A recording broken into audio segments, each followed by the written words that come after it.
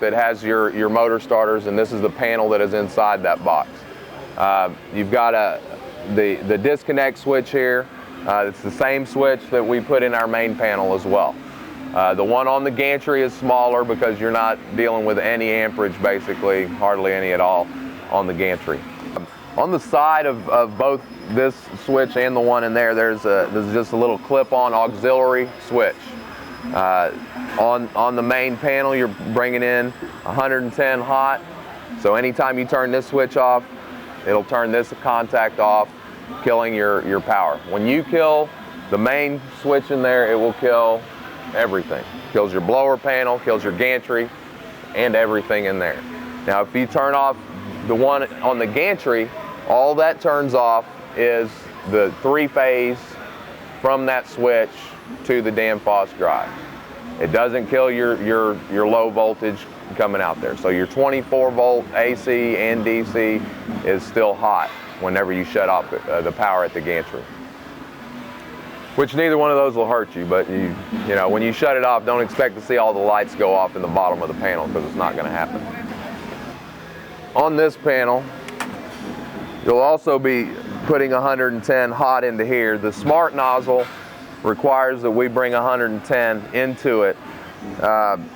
It also there is a power supply in there. It makes its own 24-volt DC. Now, originally, I did not know that. And I was bringing 24-volt DC from my panel up to this terminal strip and feeding it into that.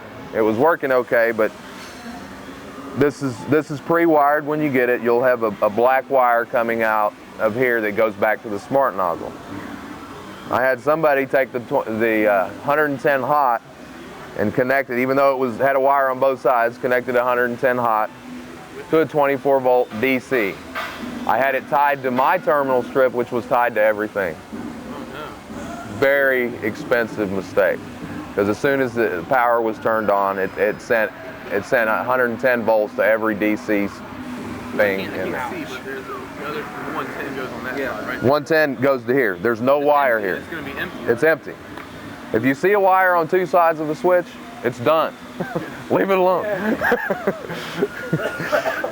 There's also a relay here.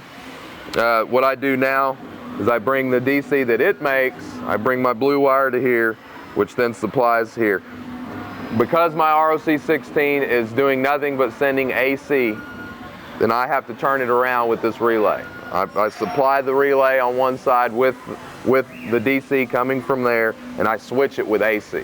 So I bring a wire into here to make the contact here, which just connects the blue wire coming from the smart nozzle back and sends it out as a signal telling it to flip. That's what this relay does. It tells it when to flip when it gets to the back of the car, to turn around and start blowing towards the exit end. It also flips back around before you get all the way to the front. Now, that feature has been modified some. I had a local customer here that wanted it to flip. He didn't want it to flip at all. He wanted it to stay blowing the exit end. You can do that now if you want to, just increasing the number on the red line. When we get up again, I'll show you that. Increase that number to wherever you want it to flip.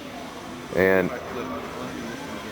well, when it starts, when you first start the blower, it's going to pull in the two outside blowers start together.